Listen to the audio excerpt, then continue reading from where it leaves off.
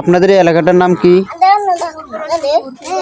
পূর্ব রসুলপুর থানা, হাতিয়া, জেলা নোয়াখালী। তা হচ্ছে বাবু একটু কথা বলো না। আপনারা এখানে কত বছর যাবত আছেন? আমরা দীর্ঘ 21-22 বছর। 21-22 বছর এখানে আছেন। আচ্ছা, আমরা দেখতে পাচ্ছি যে এখানে একটা মানে নদী। আমি প্রায় আরো অনেক আগে আসছিলাম এখানে, এগুলো অনেক ঘরগুলো ছিল না। নদী ছিল। হ্যাঁ হ্যাঁ দেখছিলাম। এখন দেখতেছি অনেক ঘরগুলো হয়ে গেছে এখানে যে নদীর মাঝে। যখন এখানে অতিরিক্ত পানি হয় তখন আপনাদের এখানে কি আপনাদের ঘরে কি পানি আসে? হ্যাঁ, অতিরিক্ত। অর্থাৎ যাদের ঘর একটু নিচে তাদের ঘরে পানি হয়।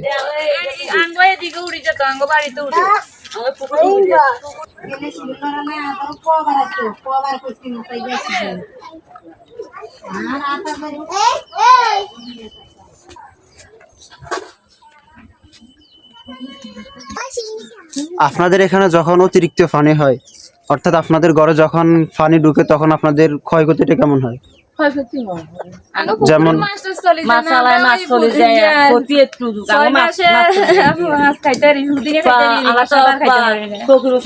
বসে দেখতে পারি ওই মাছগুলা। অর্থাৎ আপনাদের পুকুরে যে মাছগুলা থাকে ওগুলো পানির সাথে চলে যায়।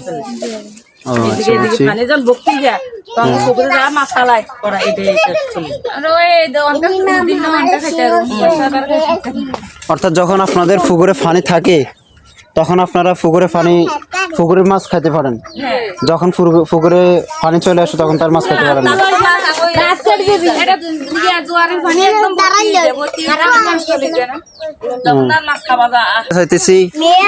আপনাদের এখানে সরকারি অনুদান কেমন হয়?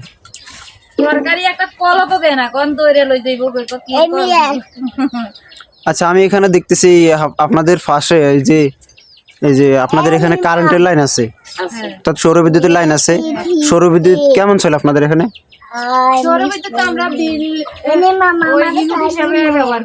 আপনাদের ইউনিট কত করে হয়?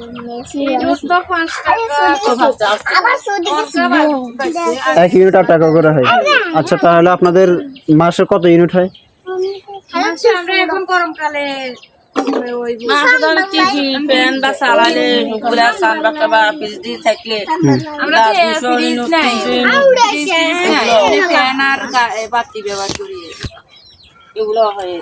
আচ্ছা, তাহলে আপনাদের কত হতে পারে, কত টাকা আসে মাসে?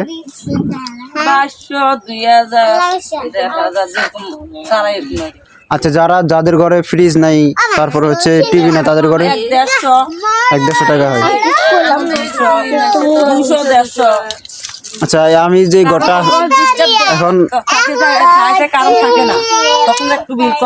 এই ঘরটা কার? এই ঘরটা আপনাদের? আমাদের দর্শক যারা আছেন ওনারা তো এই ঘরটা দেখতেছেন। এই ঘরে কতটা ফ্যান চলে, ইভেন কতটা লাইট জ্বলে? 2টা লাইট জ্বলে, আর একটা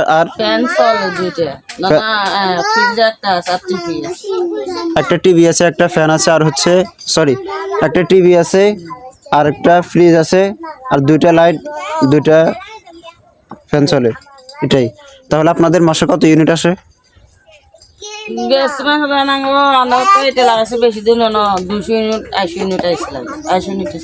আচ্ছা আচ্ছা